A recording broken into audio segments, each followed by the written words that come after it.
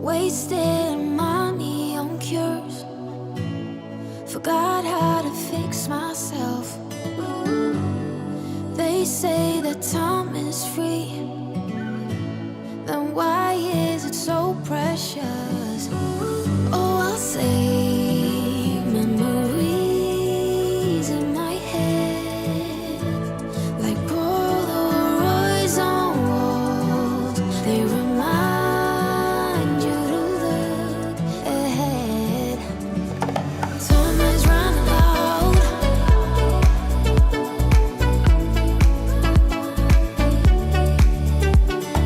Time is running out.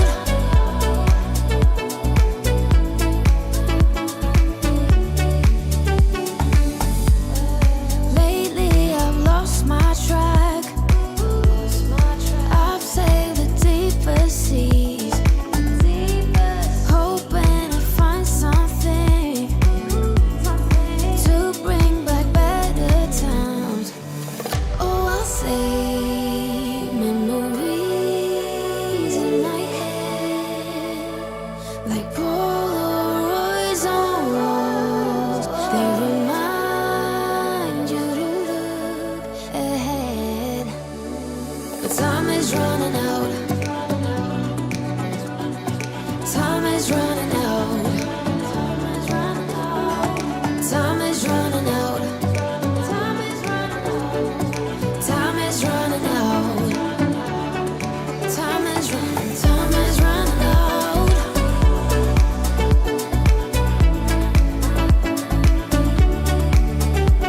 But time is running out.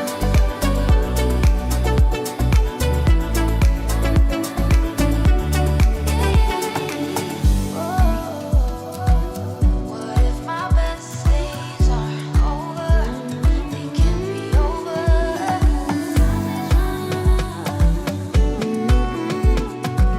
They can't be over now. Time is running out. What if my best days are over? They can't be over now. Time is running out. Time is running out.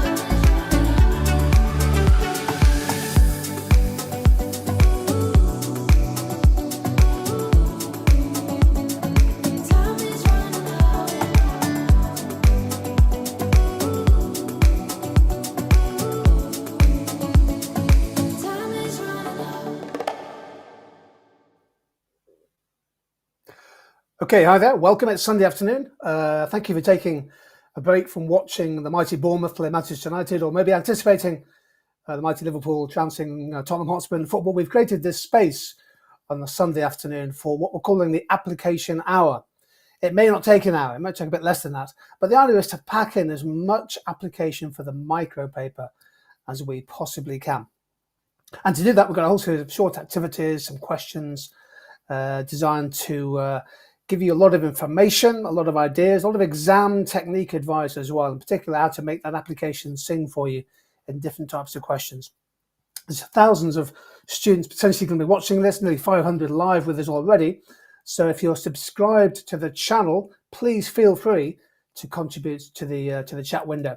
Now we're doing a transcript of this so that people can go back, and we're going to timestamp it because it's going to be a slightly longer session. So the gap between the live stream and our presentation is probably going to be an extra 5 or 10 seconds. So we may go a little more slowly as we go through the answers, if that's okay with you. Next week, since I've finished this session, I'm packing my bags. I've already had a very expensive haircut, as you can see, and we're heading down to London for the last week of Grade Booster. We have 2 days at View Stratford. That's screen 5, I think, bottom left there. This is where we're going to be. And then we head across the Central Line to View White City, where we have 2 days, 1 day for each Edexcel and AQA. And we're super excited. It's our last week of Grade Booster. The team are getting back together again. And if you are coming, please say hello and make yourself known to us. It's always great to meet people face to face. So the idea behind this session is to really focus on application. So, and the point I want to make is that in many of these micro topics, micro issues that we have chosen, I've deliberately chosen them because I think they've got a good exam focus, if that makes sense. It's not the actual data that matters. So don't worry about putting down lots of facts and figures.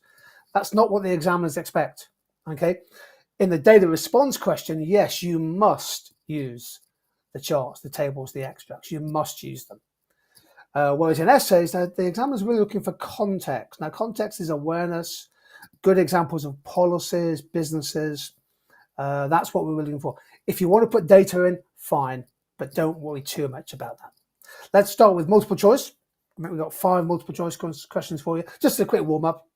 Post your answers in the chat window, please. Here's question 1. Which of the following is a state-owned business in the UK? Which of the following is a state-owned business? And our options are Tesco, Channel 4, BT Group, and Virgin Money. Keep in mind, of course, we're answering this in 2025. Answers flying through from JT Galaxy, from Ben Gummersall, one of the 2 of our great contributors, from Lena, from Errol. Quite a few people saying A, a couple of people saying C. I don't think Tesco is a state-owned business, or perhaps something's happened in the last couple of weeks. Correct answer is indeed B, Channel 4. Had the Tories won the election in July 24, they were planning to privatise Channel 4, but they didn't. Question number 2. Which of the following is a UK low-cost gym chain? So there we have 4, Nuffield, Ballantynes, Pure Gym, and David Lloyd clubs. So all 4 recognised. Massey says C used to be state-owned. Indeed it was. It was bailed out and then sold off. So which of those are low cost? Nuffield, Ballantynes, Pure Gym, David Lloyd. And James Muir, again, one of our top contributors, an outstanding, by the way, an outstanding sportsman. I think he won the Sportsman of the Year award at his school just recently. He goes for C. Let's double check and see if James is right. Pure Gym. And James says, big up Pure Gym, which either means he's either a member or a shareholder or both. Question number 3. Which of these companies operate in a market where Ofgem regulates maximum prices? Is it Octopus, Thames Water, Royal Mail, or Network? Start again, Geoff. Network Rail. Which of those is an industry where Ofgem regulates maximum prices? What do we think? Most people saying A. Let's double check. The answer is A. Yeah, Octopus. Ofgem stands for the Office of General Energy Markets. Thames Water is Ofwat. Royal Mail is Oftel. And Network Rail is the Office of Rail Regulation. Question number 4. Which of the following sectors has been a major recipient of government subsidies in recent years? Banking, fast fashion, professional football, renewable energy. What do we think? Which of the following sectors has been a major recipient of subsidy in recent years? Any thoughts coming through? A couple of people thinking A with banking. A bailout, by the way, is effectively a form of subsidy, but most people, including George and Ella and JT and Zoe, saying D. Let's double check.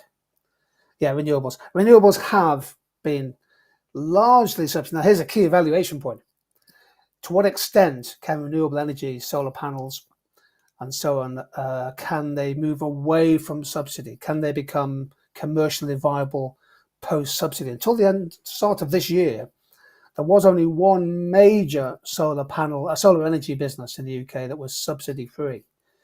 And that we're trying to get to that tipping point where the industry is sufficiently scaled to be able to move away from subsidy. Last multiple choice.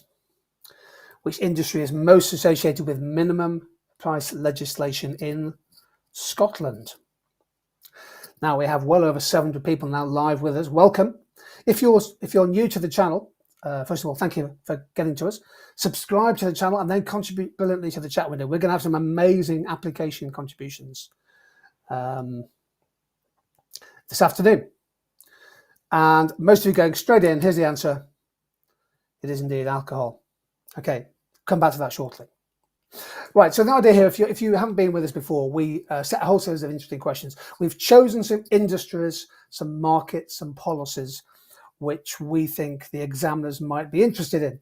Okay, here's our application spinner. Over to you. There's no time on this. Let's spin the wheel. So a lot of people, by the way, last time they said, right, we had our revision notes with us or an iPad or whatever it is, and we were taking notes throughout the session. So can you give me some applied UK examples? We've already mentioned Channel 4 of state-owned businesses. What do we think? As those of you who are locking into our session today, can you give me some examples, please, in 2025 of state-owned businesses? Just in case this topic comes up, and a lot of people think it's likely. Alex goes for the BBC, as in says the NHS. A lot of people saying the NHS. Well, the NHS has a business aspect to it. Channel 4 from Caitlin, BBC. Zoe says British Gas. It's not state-owned. Will Spence, the railway network. Yep, Will's correct. And one or two others coming in there. Oh, Fanish has come out with a really good answer, which we'll come to in a second. Caitlin says LNER. Great answer. Here are my answers coming through on the screen. I've gone for, apart from Channel 4, Network Rail. Now, again, the rail industry has been asked in the past by some exam boards, but not recently, interestingly, by Edexcel. So Network Rail is they run the infrastructure, they run the lines, the safety systems, most of the stations. One definitely to add to know, it's the British Business Bank, created by Rachel Reeves in her October 24 budget. So they're trying to create a new bank with about £3 billion of initial funding designed to support small and medium-sized businesses. Oh, by the way, yeah, Joe Harris says Scunthorpe Steel. Let me put that up on the screen. That is, Joe, that is absolutely brilliant. And I am going to add that to my notes myself. That's a great example. Scunthorpe Steel, they're really topical. Joe, you might have hit on something there. The whole issue of whether you should keep open steel plants in the wake of global economic developments. Fantastic. And ScotRail. Now, this is my favourite example. ScotRail was nationalised just 3 years ago, April 2022. The Scottish Government took away the Abellio franchise. SP says, is this live stream recorded? Yes, all recorded, and you can download the presentation afterwards, after I've added in Joe's superb point about Scunthorpe Steel. So I've gone for Network Rail, British Business Bank, and ScotRail. Now, some exam points. Yes, state ownership, nationalisation is a big topic in 2025. Okay, lots of interesting issues. The whole issue of whether state ownership might be a way of addressing cost of living pressures.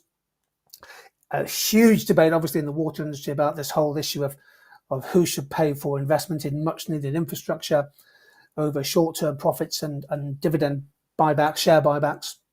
The most important thing when you're evaluating this issue, first of all, if you change ownership, does it affect dynamic efficiency? Will public ownership drive innovation or hold it back? From a consumer welfare point of view, are public services improved and more affordable, in particular in things like fares and pricing? Will outcomes over time be fairer across society? My key point here is that you should judge the case for nationalisation on a case-by-case basis. You can make generic points, but actually what the examiners really want you to do is to think in a slightly more nuanced way. So I think, for example, the arguments for nationalising train operating companies are subtly different from the arguments for and against nationalising, for example, telecoms or the Royal Mail or Thames Water. Do think about the industry specifically. Okay, let's move on. Back to our application wheel. Let's spin the wheel. So hopefully you got some ideas there for your notes. Can you please give me some examples of recently privatised businesses? And the recent examples tend to be in the minds of examiners. They like to choose fairly topical issues. That's one of the joys of doing economics. You always get a benefit as a student from being up to speed with the news. So what do we think?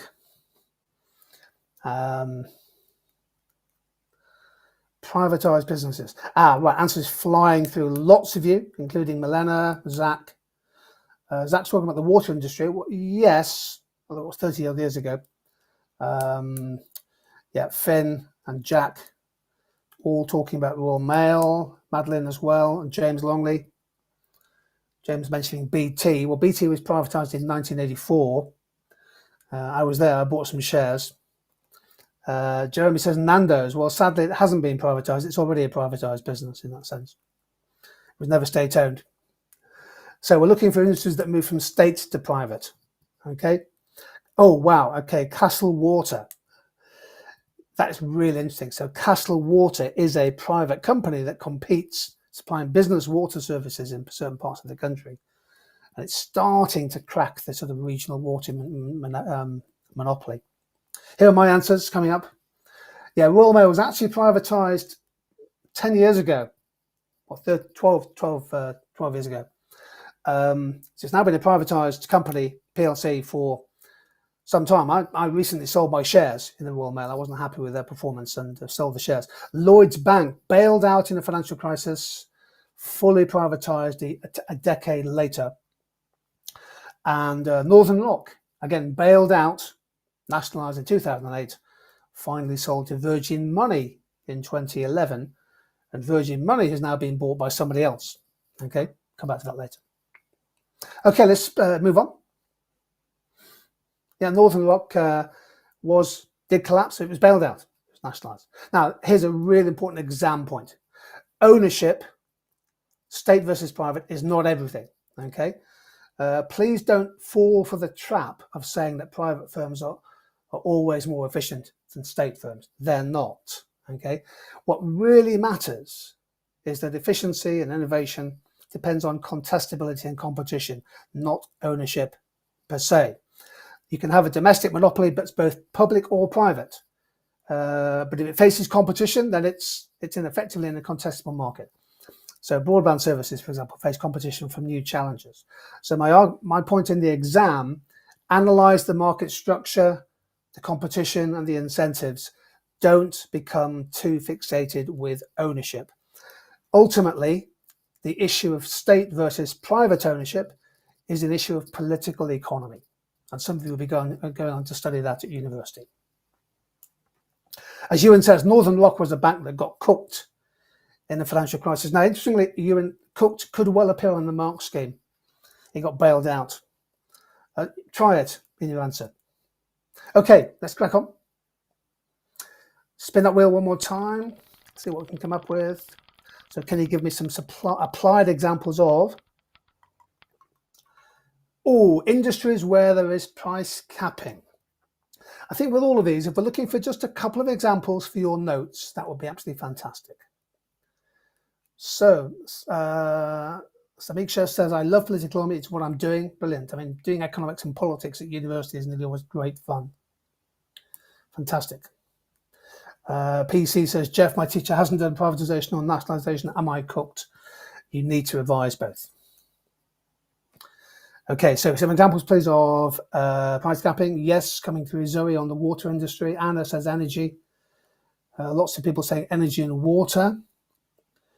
Bia comes in with a really good one, rent controls. Sophia talks about train fares. Max Gibbelson says rent controls as well.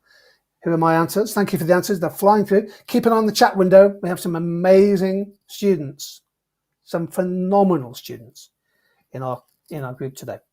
I've gone for 3. Now, again, just to bring you up to date. So the energy price cap set a cap per kilowatt of energy used. It wasn't a cap on bills, by the way. A lot of students said this caps bills. Now, if I live on my own at the moment, if I have a small bill, relatively small bill, if you've got a family of 10 people, your bill is not capped. Okay, it's based on the units of energy used.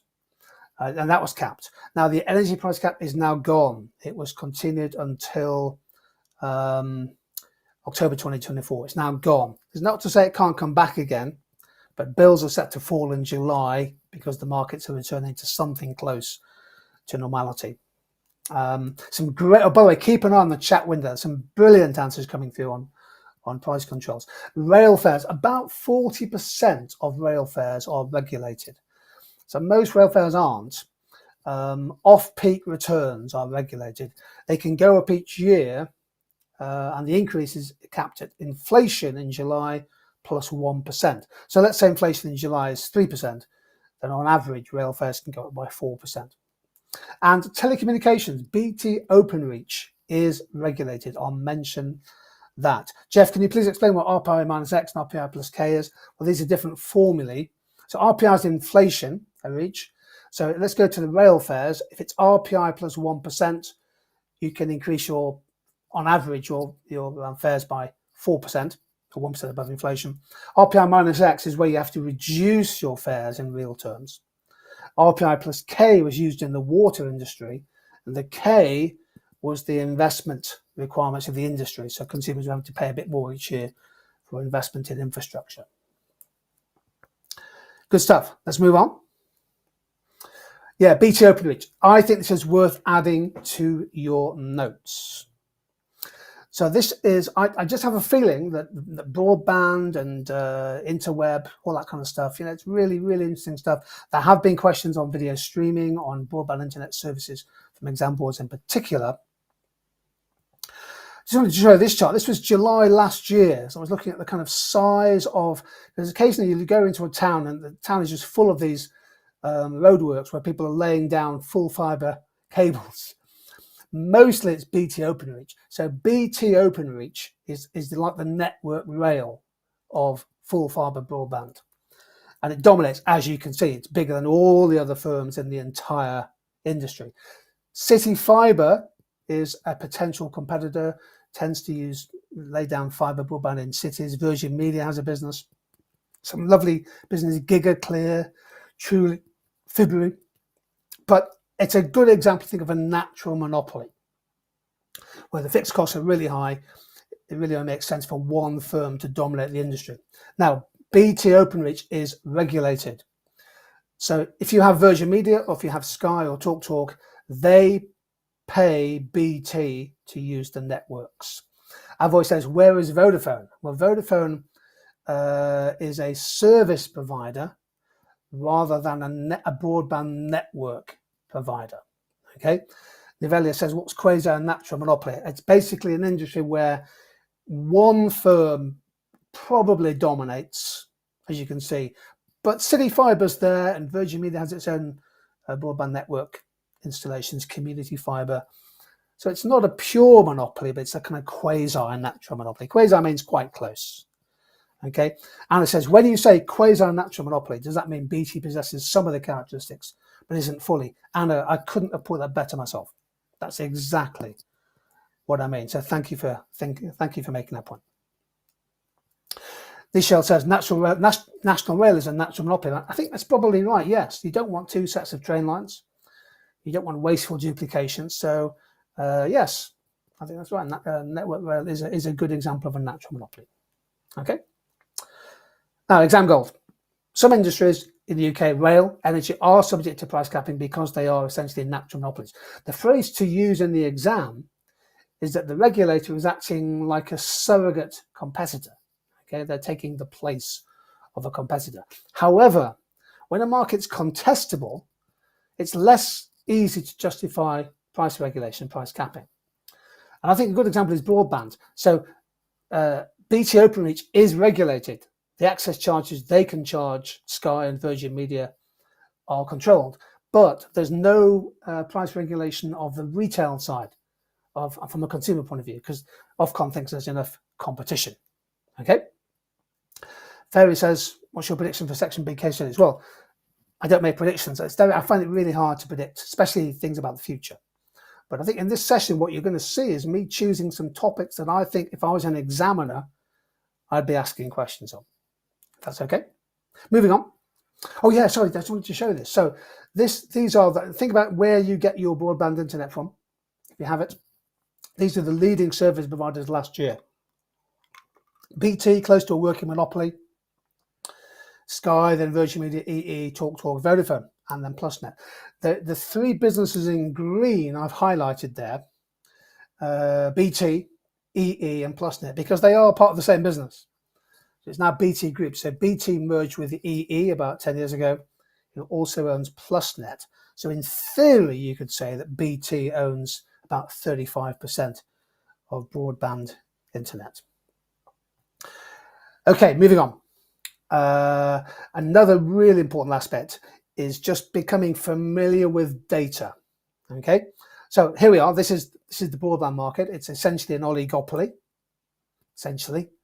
but I would argue it's a contestable oligopoly. BT and EE did merge together. Now, when you get given this information, have a quick look at the table here. You've got 3 providers listed: BT, Sky, and Virgin Media. They won't give you all the providers, and they've got 2 packages from each. And you can see that price depends in part on speed of downloads. Contract length is pretty similar. But notice there how the prices are clustered pretty close together. And the reason for the examiners choosing this kind of table is for you to draw from the table and make some inferences. So it could often be the case that these companies tend to set similar prices, in part because they're similar scale businesses, but also, as one student was saying to me the other day, can I bring a bit of game theory in here? Can I bring a bit of kink demand curve analysis, a bit of price stickiness at around £28–30 per month? There is price competition, but often the leading players cluster their prices at certain levels. Now, JT comes in. If we can bring up JT's comment, social tariff is a price for people who are on benefits or something. That is what I've heard. JT, correct. I really want to make this point, and hopefully this is, a lot of students have never heard of social tariffs. I think this is some of the big news in town. Have a look at the green bits there at the bottom of the table. They've only chosen BT and Sky. Both BT and Sky offer a social tariff. And this year has got it right. This is 3rd degree price discrimination, where for 36 megabytes or 61, you get a much cheaper price. Let's move on to the next slide, in fact. So, social tariffs, really, really important, in my opinion, especially in the context of living costs. This is where a company provides cheaper prices for families on low incomes, especially people who are on universal credit and means-tested benefit. Now, you have to provide the service provider with a national insurance number and proof that you're on benefits, but you can get cheaper broadband, and you can get cheaper water bills, and you can get cheaper energy bills. A lot of the utility providers are now using this social tariffs. Now, social tariffs are voluntary. They're not yet government mandates. This is companies doing this. There's good commercial reasons why they do it. It's a bit like businesses paying the living rather than the minimum wage. But social tariffs, if you haven't already added a note, absolutely fantastic application if you ever get a question on welfare, benefits and costs of monopoly, oligopoly. I think, who knows if this question comes up, but if you get a question on price discrimination, social tariffs are a great example to use. Zach says, is this an example of price discrimination? It is. Yeah. Anonymous says, guys, I'm still learning content. Am I cooked? No, you continue to learn content all the way through to the exam. Okay. Could the government subsidise this? Beer says. They don't have to, because these are highly profitable companies, Beer, and they can make money even by charging £15 a month if the marginal cost is lower than that. Now, that line at the bottom there, judge a monopoly by outcomes rather than textbook theory. That is a line of pure evaluation gold dust. Moving on. Let's try one more spinner.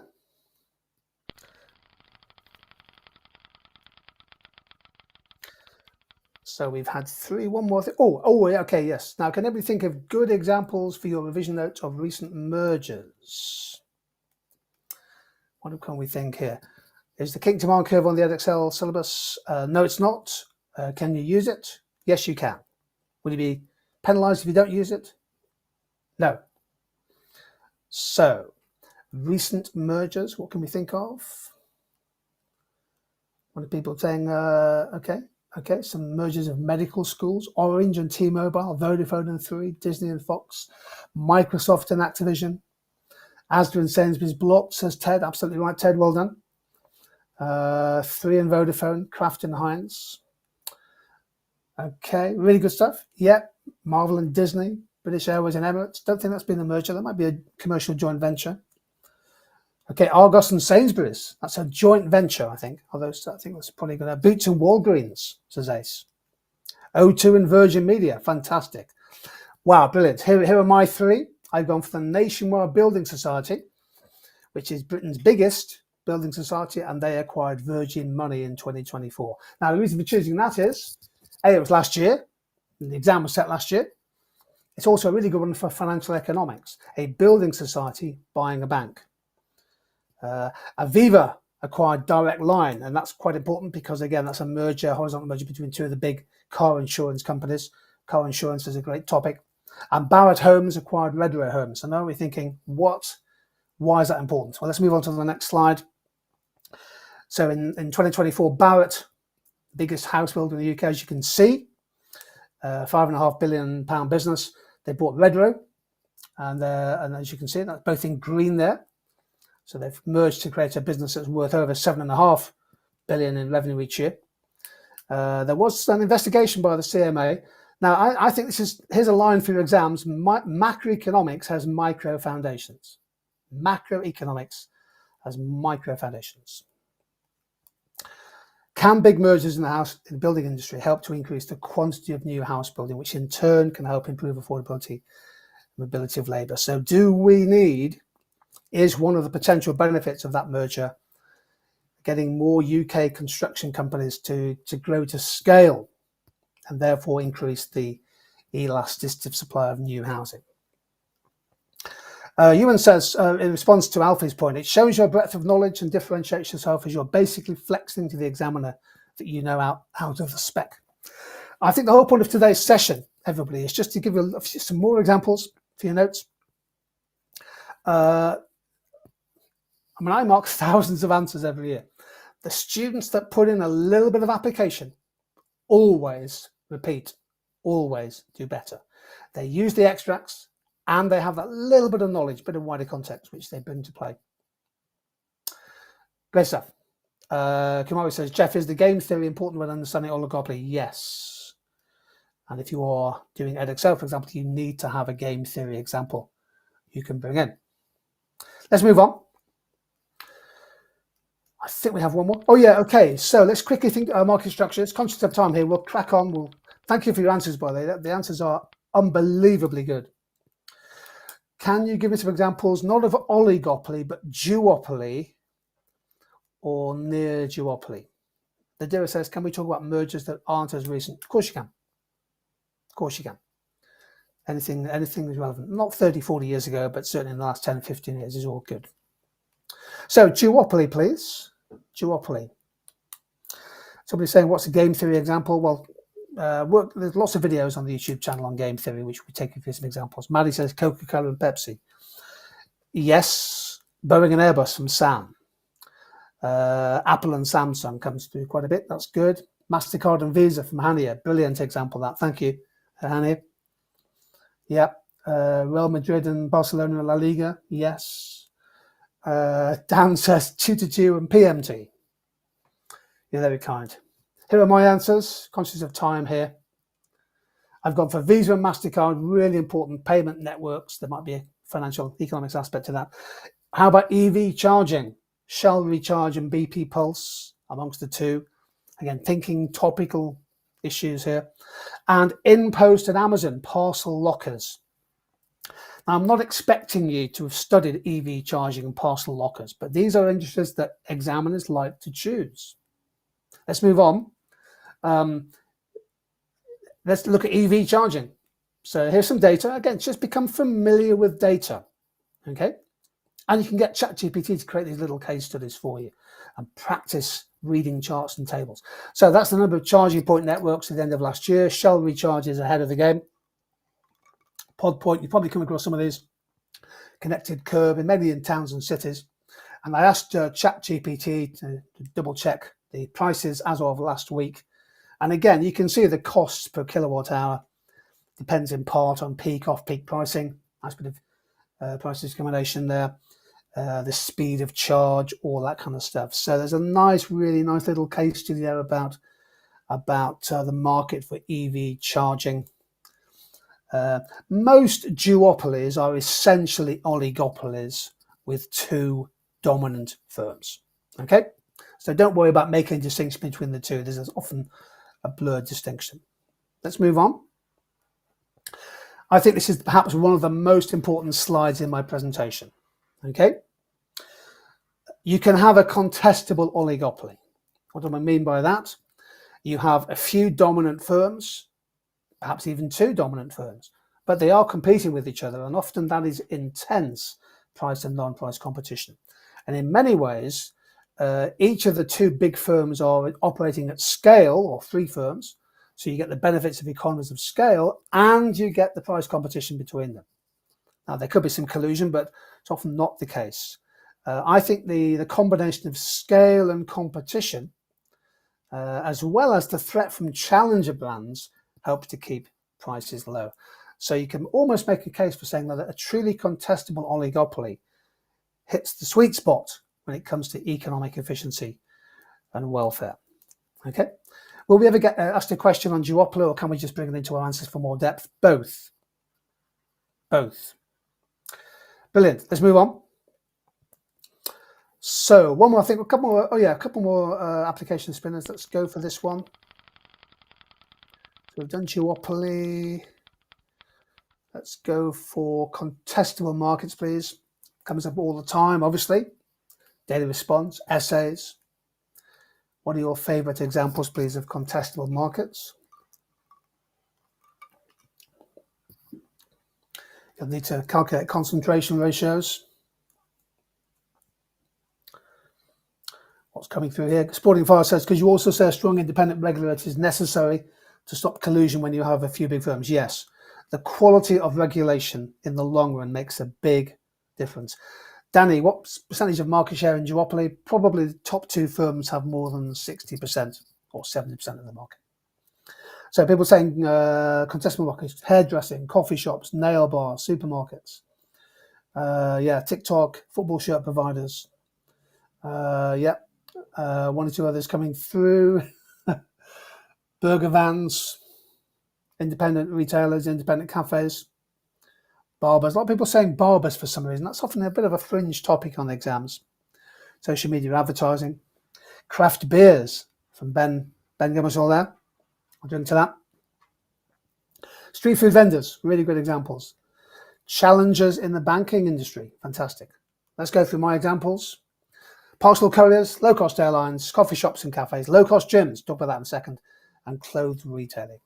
Now, make sure that you have revised at least one, possibly two contestable markets, so you have some real situations, okay?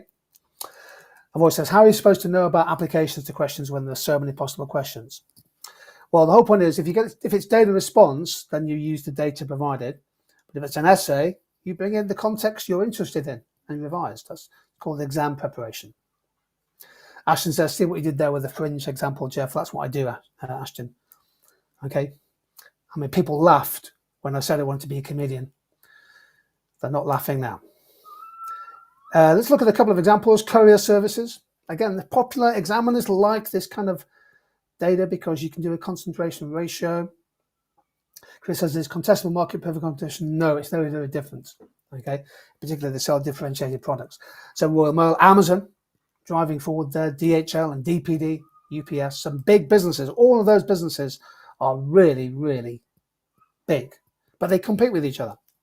Okay, next slide. Coffee shops. So interestingly, look at the rise of Greggs. Costa Coffee, the number of units in the UK, pretty stable. Costa Coffee, of course, bought by Coca-Cola. Starbucks still growing. I think a lot of those are the drive-throughs and also those little Starbucks in petrol stations and things. But Greggs is absolutely flying. As my friend Graham says, they're on a roll, and Greggs is now a big business. Next slide actually gives you a feel for that. They took a bit of a hit in 2020-21, as you can see, with the pandemic. But look at that. They are on course for making £200 million of profit, which is a lot of money. Okay, really good stuff. Some great contributions in chat. Let's look at a question here on Greggs, I think. Oh yeah, okay, so let's put a minute on the clock. Can you give me two government policies that might have a direct impact on the profitability of Greggs? Over to you.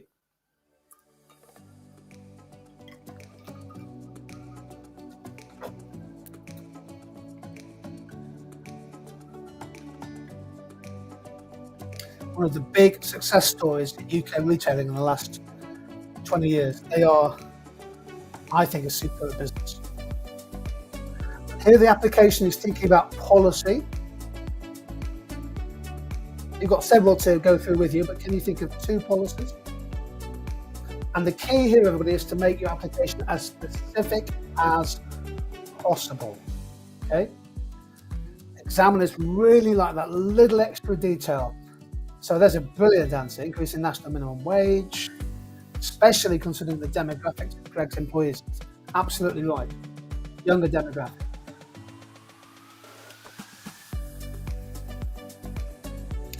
VAT exception on hot pasties. Thought pasties, okay, yes. So other foods, if it's hot, you get charged VAT. If it's warm, you don't. Ben government will increase VAT on fatty foods as Greg's food is terribly unhealthy. They haven't yet brought in a fat tax, Ben, on Greg's food, and who knows, they might do. Finn talks about Finn Murphy, the indirect tax on sugar. Really good stuff. Wow, the team economics, over 700 of you in the live stream, you are superb at these examples. So if you're watching, not just me, but watch the live stream, here's Sophia's answer. Government increase national minimum wage, increase cost, especially if labour is a high proportion of total costs, and if it is wage elasticity of demand inelastic. JT talks about VAT tax on excess fat or sugar-filled products. Yep, good. That could be an intervention. Locke, X12, talks about youth work visas with the EU. Really interesting, linking the labour market there. Absolutely fantastic answers. A lot of you talk about minimum wage. Quite a few of you talk about corporation tax. I want to make a point about that now, actually. So here's my answers coming up. So minimum wage and national insurance, because both of which have gone up this year. Link that, please, to variable costs. Business rates. So this is like a local authority tax on business properties. So as minimum wage affects variable costs, business rates really affects fixed costs. VAT on hot food, things like health regulations, and also things like sustainability. So in 2022, of course, we had the plastic packaging tax. So you think about your sandwiches and your what have you. If you are, if you don't have more than 30% of your plastic packaging recycled, then you're subject to quite a hefty tax.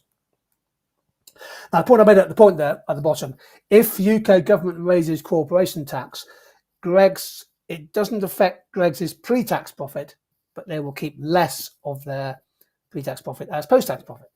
So they'll have less money to invest or pay dividends. But again, good application, really good application from you because you're linking it specifically to Greg's. Okay. Amy says the national minimum wage. Can we bring up Amy's answer? National minimum wage rise may not have such a significant effect as labour at Greg could be substituted by technology, such as self-checkout services and order machines. Now, Greg's are certainly trialling that in many of their stores, as are lots of others, including places like Leon and other places. Matty says Greg's probably use transfer pricing anyway. Well, of course, Greg's is based in the northeast, and if they, sending money back to the northeast, that's fine by me. Let's move on. I wanted to look at low-cost gyms.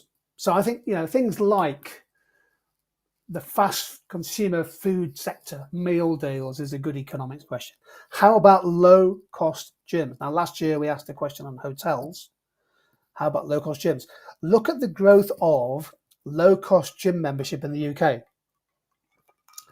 Big rise there, particularly in the last 10 years. Obviously, a bit of a dip during the pandemic. That these things happen. This is based on data I have. There's 1 or 2 years missing there. You can see where they didn't publish the data in 2020 and 2021. Pure Gym is the biggest. Nearly 2 million members. It makes a profit of just under 100 million a year. It's got gyms in 400 locations.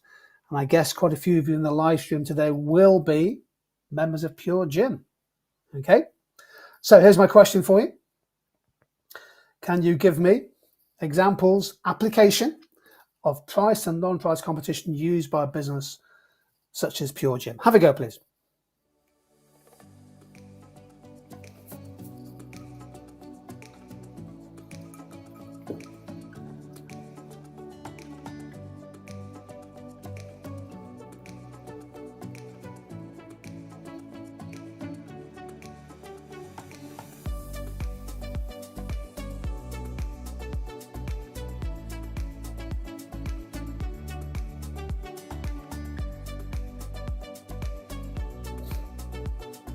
Again, we're trying to find specific applications, so the more detail, the better.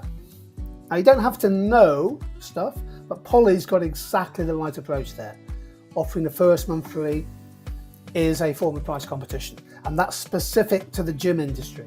The Bean Boy, no joining fees. So business students will know this as industry-specific application, and it's really, really good for economics as well. So Isaac goes there for no access fees. James comes in with no joining fee, cheap prices for first 3 months to encourage joining. Yeah, that's good application, James. Ben clearly goes to Pure Gym because he understands they've got flavoured water machines and 25 opening times. This is really good application. Ted Scott says third degree price discrimination by having cheaper membership for younger consumers. Yeah, really good. You could also add the cheaper membership for older consumers, of course, people who like to go to the gym because it's a day out. Yeah, Snuffy 1X talks about the app to improve quality. Yeah, really good real-time information on how busy the gym is, availability of spin classes and what have you, and really, really good use. A very innovative app. Pure Gym, by the way, is based in Leeds, and Greg's, of course, is based in Newcastle. So Leeds and Newcastle are the two finest cities in the UK, driving UK business success. Some great examples. I've gone for price competition, obviously. Low. The whole idea, isn't it, of low-cost business models, low monthly membership, no long-term contracts. Now, link that to a concept here: sunk costs. Consumers can have sunk costs. If you put in the 12-month rolling contract for your smartphone, for your broadband, or for your gym membership, that is a big sunk cost.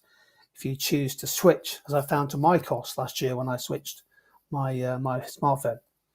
And things like 24/7, I think Ben mentioned that, mobile app innovations, lots of locations. I think certain memberships you can go to any gym, can't you, in the UK? And bundling, things like loyalty perks, discounts on fitness gear. Now, key exam point, show both price and non-price strategies for full analysis marks, especially if the question comes up. Okay, moving on. Let's look at fast fashion. I think this is been a brilliant exam topic. Primark, one of the world's leading low-cost, high-volume fashion producers. It's actually owned, it's an Irish company, it's owned by Associated British Foods, which makes the majority of ready meals in the UK. 450 stores worldwide, huge business, nearly 10 billion revenue last year. And interestingly, if you get a question on globalization for paper 2, Primark has factories in over 400 places in China, then Bangladesh, India, and Turkey. That is almost like a chart showing comparative advantage. Here's my question for you. Can you give me 2 specific examples, please, of internal economies of scale achieved by Primark? Over to you.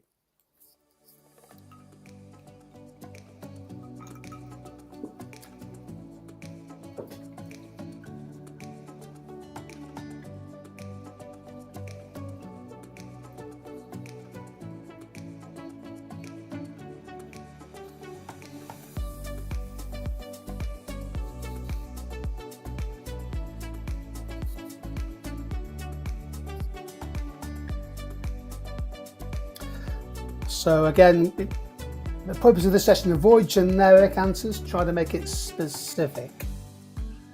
Anna goes for self-service checkouts, technical economies of scale, really good. So that's the type and the example. Anna dovetails really nicely there.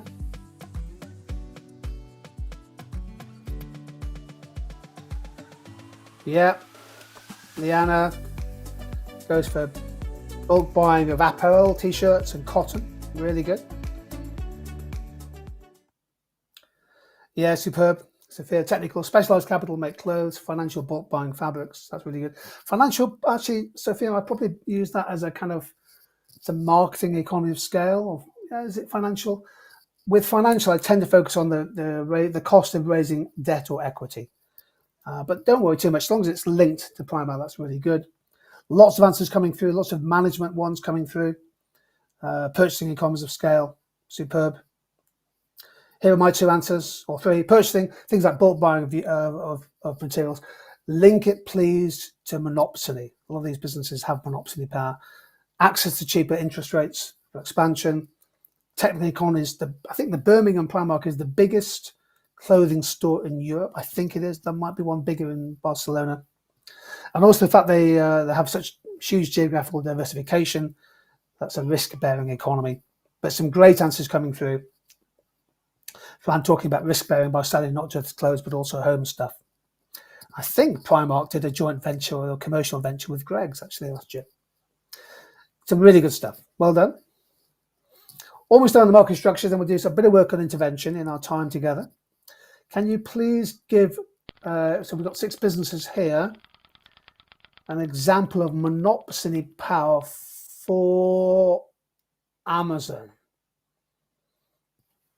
the everything store. How does Amazon exploit, take advantage of monopsony power? Ewan, helpfully, monopsony is one buyer, monopoly is one seller. Thank you, Ewan, for that. So, monopsony is a dominant buyer, monopoly is a dominant seller. So can you give me, please, a specific example of Amazon's monopsony power? It's a great business to have as part of your application. Okay, so, yep. Quite a few, some of you are using labour markets, which is fine. In terms of the wages paid to people working in warehouses and Amazon drivers.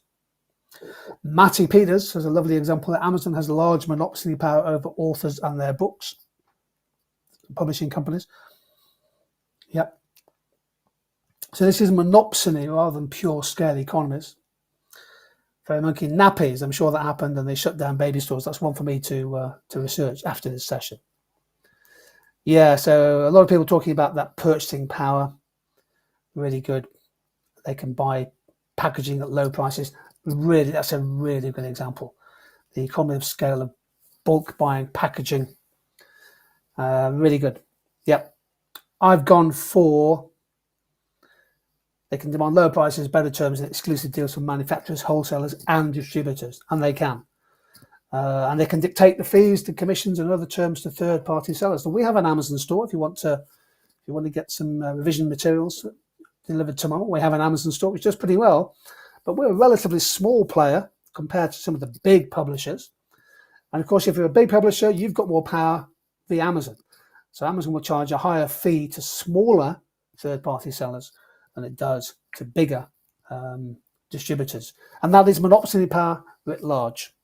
But Amazon, here's the key point, it has monopsony both in product and in labour markets. Right, fantastic. Just to round off the market structures, and then we have 10 minutes on interventions.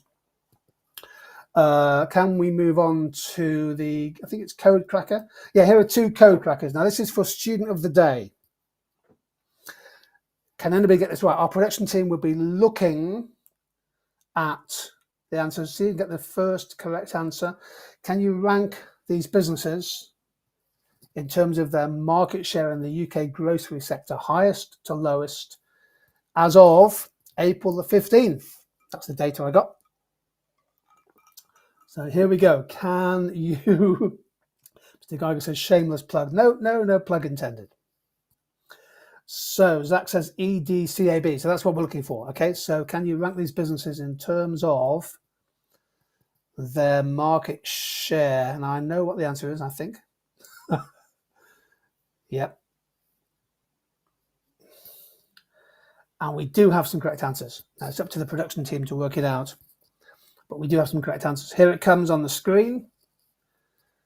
It is DECAB. Now, I don't know if Jim and the team can work out, but lots of people, Ethan, definitely Ethan Coverdale got it. Was he the first? Who knows? Let me, yeah, DECAB. Matty Peters, according to our AI algorithm, won that one. Well done, Matty. Let's try one more then. This is a harder one. So now everybody's taking on Matty on this one. Can you rank these UK gas supply businesses by their market share, highest to lowest, in March 2025? So those are 5 leading gas suppliers. I know the answer. Let's see if we can find it. As soon as we have it, it will appear the screen. whoever cracks the code.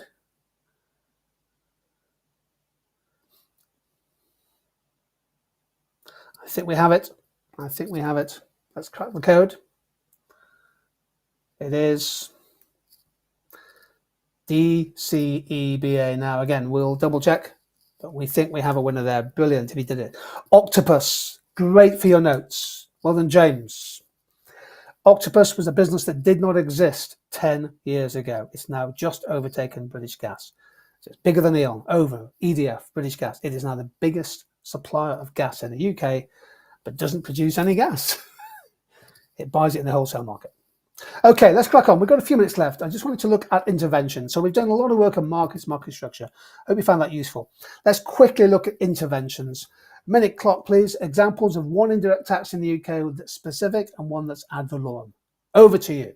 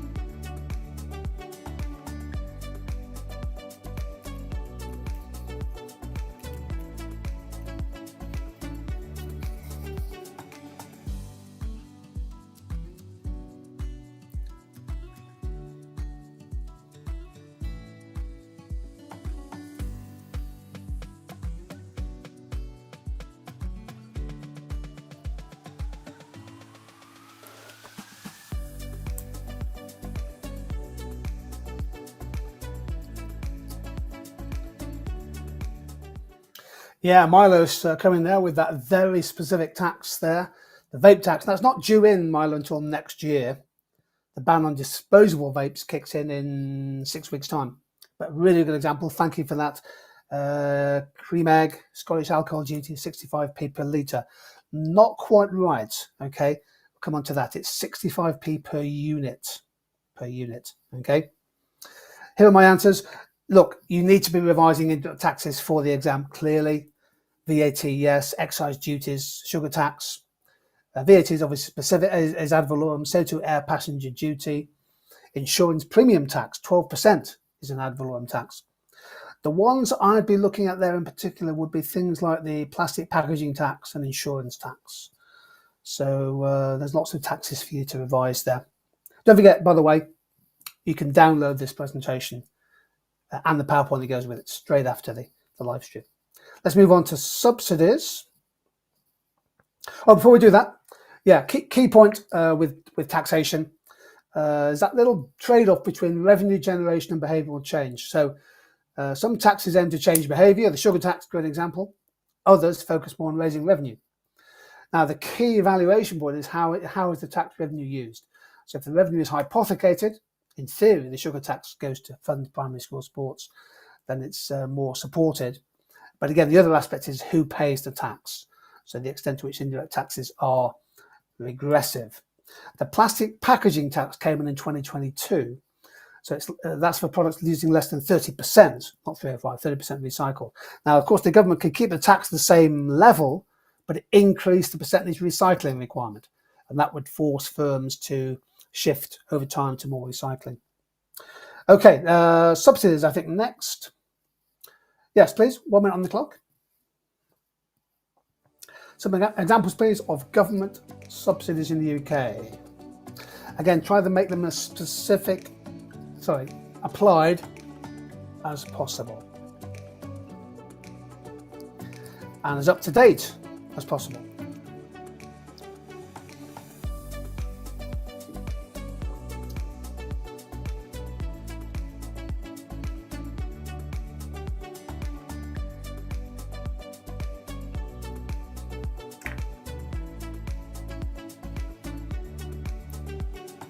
Some great answers coming through, from electric cars to apprenticeships to loft insulation. Wow, some great answers coming through. Well done.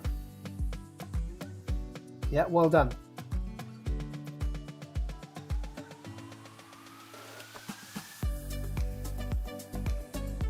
Keep an eye on the live stream, everybody.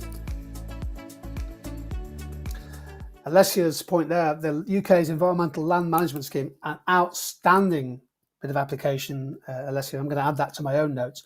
I think that's what replaced the European Union CAP, where we left the EU. So the UK government now funding farmers who manage, husband environmental resources. Otto talks about enterprise zones, business rate discounts. Yeah, a business rate discount is an effective subsidy, so that would be used. Archie Miller talks about insulation subsidies. Zakira talks about Eat Out to Help Out, a famous one. Luke Moretti talks about boiler upgrade schemes. Team Economics, you are smashing this. Here are my answers coming up on the screen. I've gone for renewable energy, subsidising. Oh yeah, contracts for difference is the idea that renewable energy providers, if they have surplus energy, they can send it back to the grid. Okay, so surplus energy can be fed back as like a feed-in tariff into the grid. Help to buy housing, plug-in grants for electric vehicles, which came to an end 3 years ago. A lot of people talk about the subsidies for bus transport. That would be a really good question. So capping fares at £2 per horse, had to subsidise it. And also things like the boiler upgrade scheme, grants towards installing low carbon heating systems like heat pumps, and also home insulation. Really good. I think just moving on to the next slide. Yeah, when you get a question on subsidies, again, it's just popular question. You often evaluating the benefits against the costs. Most subsidies are targeted at producers, but some things like the payments for energy bills are targeted at consumers. The key here is the elasticity. So if demand is price inelastic, the subsidy doesn't boost consumption very much. But if something's very price elastic, you get a big increase in consumption, but you spend a lot on the subsidy. Temporary subsidies tend to have a mixed record, partly because people just not aware of them. And Eliana says, wasn't the Help to Buy scheme removed? Yes, although it's just been brought in a slightly different format. Great stuff. Moving on quickly, because we might be going a little bit further. Hopefully stay with us. Maximum prices, please. Over to you. A minute. Examples, please, of maximum price interventions.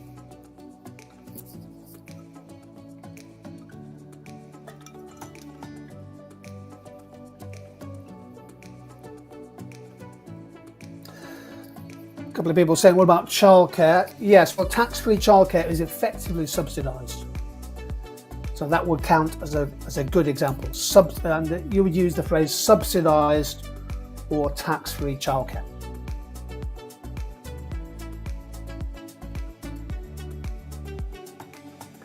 So Alex coming in there with rent controls, and Harry, energy price caps, thank you.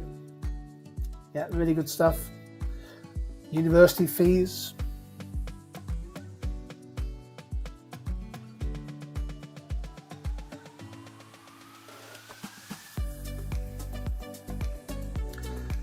Great answer there from Ephemeral Wisdom. Payday loans, yeah, capping that. Student accommodation rent in Scotland, superb. Here are my answers. So, oops, what have we done there, Jim? Can you go back to the PowerPoint, please?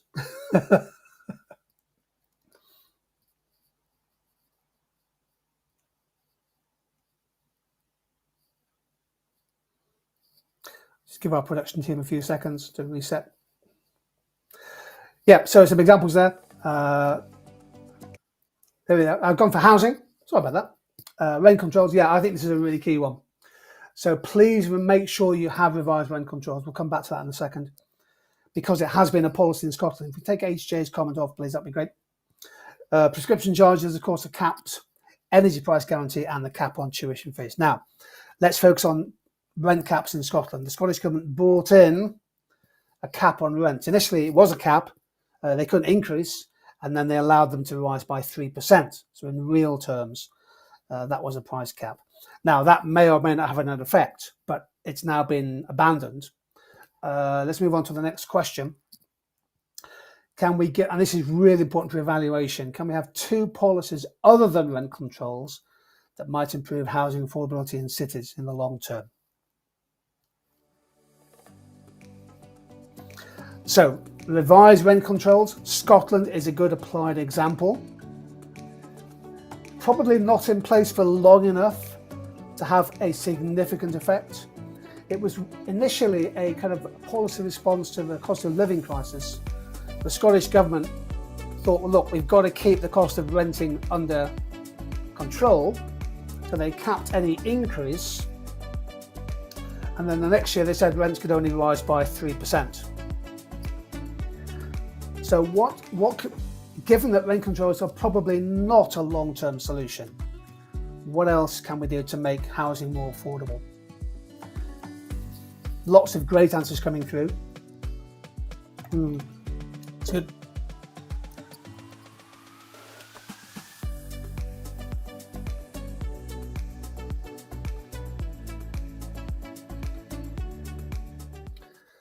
Yeah, and of course you've got the options here. You can tax, you can subsidise, or you can change the regulations surrounding housing.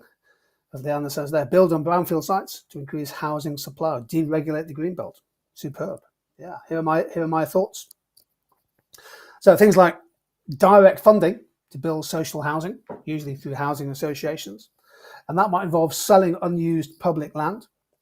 The Labour Party was committed to reforming the planning system, so to speed up new house constructions, first home schemes, discounts on new homes, tax incentives for brownfield, so offering tax relief to cover the cost of remediation of things like contaminated land or buildings on brownfield sites, and crucially, government financial support to stimulate modular housing, so encouraging new businesses who can build sustainable, affordable, cheaper housing using modular construction methods. Now, here's the point.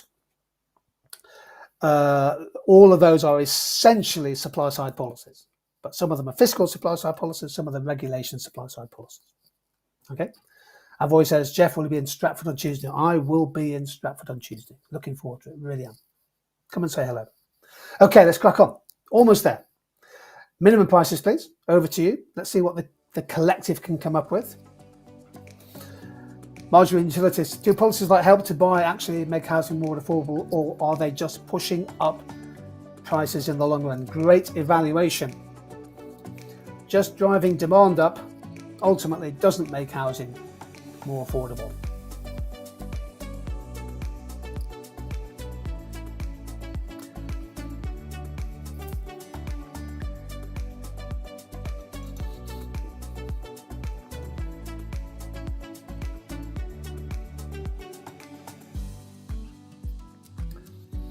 Some good examples coming through from minimum prices for farmers.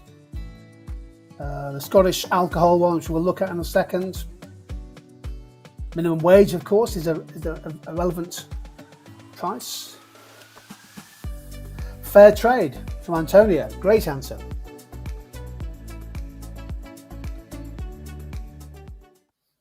Here are my answers coming on the screen. So I've gone for, obviously, the alcohol one. And again, be aware of the situation. In Scotland, they brought in the minimum price in 2018, 50p per unit, not per litre. So more expensive, sort of more alcoholic drinks with a greater percentage alcohol get taxed more. It's going up, or has gone up to 65p per unit, in 2024. Labour market, obviously, minimum wage. We're all revising that. Some people suggesting that there should be a proposed minimum price on energy drinks to reduce youth consumption. Now, this is really interesting, the extent to which the government might follow the kind of Scottish approach and bring in a kind of minimum retail price for Red Bull, Relentless, Monster, et al. Just very quickly, I want to just quickly go through the diagram. This is a key one. If you're with AQA, you would use negative externalities of consumption, where social benefit lies below private benefit. But if you're with Edexcel, and I'm just going to focus on that, you assuming that you think alcohol is a demerit good, the social cost lies above the private cost. The private optimum is price P1. So the next slide shows where we would like to be, the social optimum, where we price the externalities in. And in theory, a minimum unit price that gets you to point B should help to internalize the externalities. So that's the diagram that you would draw. However, it depends on the elasticity of demand. I've drawn the demand curve there as fairly elastic.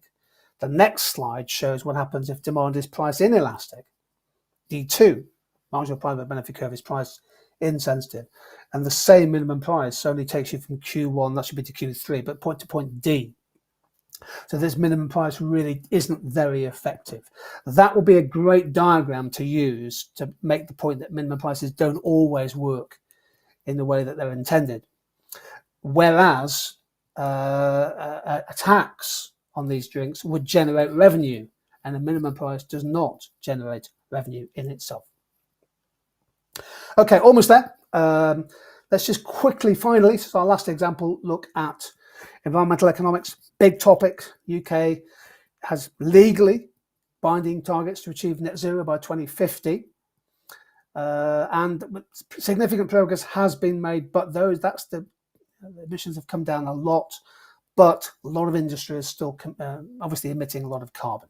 Okay, so just quickly, can we think of specific policies, please, to bring down CO2 emissions and accelerate the progress towards net zero? Over to you for our last question today.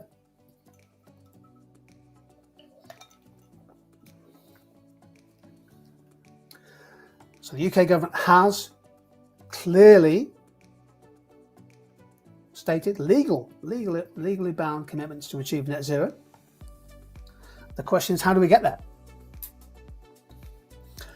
We will be doing application sessions and evaluation sessions for papers 1, 2 and 3. We'll do an evaluation paper video probably next week after the grade boosters. So how do we achieve great stuff there? Congestion charges, emissions trading. Yep. Now there's a reason I'm asking this question at the end, a specific reason, okay, to make a really key evaluation point.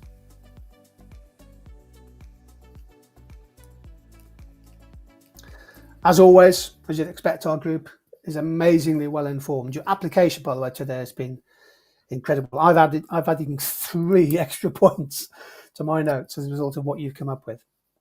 I've gone for market-based schemes, emissions trading, obviously, taxes on petrol and diesel, subsidies, boiler upgrade schemes, home insulation, contracts for difference, which is where you pay people to invest in solar panels and things, wind turbines, and they feed that back into the grid. Obviously, regulatory approaches, public investment, and also things like carbon offsetting. So funding to boost afforestation. Somebody's saying, haven't carbon prices come down? Well, let's have a look. In fact, this is the chart, I think, I put in the chart showing carbon pricing. Yes, UK carbon prices, if you go back just 2 years ago, they were nearly £100 per tonne. Partly because of a mild winter, partly because of an over-allocation of permits, the price of carbon has come down to £30–35 per tonne, which is way below the social cost of carbon. And that's a stable price, which is important, but is it a high enough price for carbon? Absolutely brilliant. Moving on, just very quickly, policy mix. We say a lot about this at Grade Booster, by the way. If you get any question on intervention, okay, most market failures are multiple market failures. They often need demand and supply side interventions. One policy on its own is rarely enough. Ask yourself the following questions with any one intervention. Is it effective? Does it meet its aims? Who wins? Who loses? What are the equity effects? Are resources allocated in a more efficient way? Are there better alternatives, perhaps in the long term? And what are the risks of intervention? Could intervention cause government failure? Really important. Always weigh up the pros, the cons, the risks, the uncertainties with each policy. Don't just describe them. Economics is all about uncertainty and often about lots of moving parts. Okay. Geoff's golden rules, I think, to finish with. 3 really important rules. First of all, if there's data in charts and tables, and there will be, there must be data in your answer. And I'm about to start 2 months of basically marking full time. When I see an answer that doesn't have any data in it from a data response question, I get really upset. But when I see an answer that makes good use of data, both contextual and also from the extracts, it has a huge effect. So please, if there's data in charts and tables, put some data in your answer. Second one, use each extract at least once across the different questions. So let's say you're doing AQA or EdXL, whatever it is, you've got 4 extracts, 3 extracts and 2 charts on the table. Just tick off when you've used it.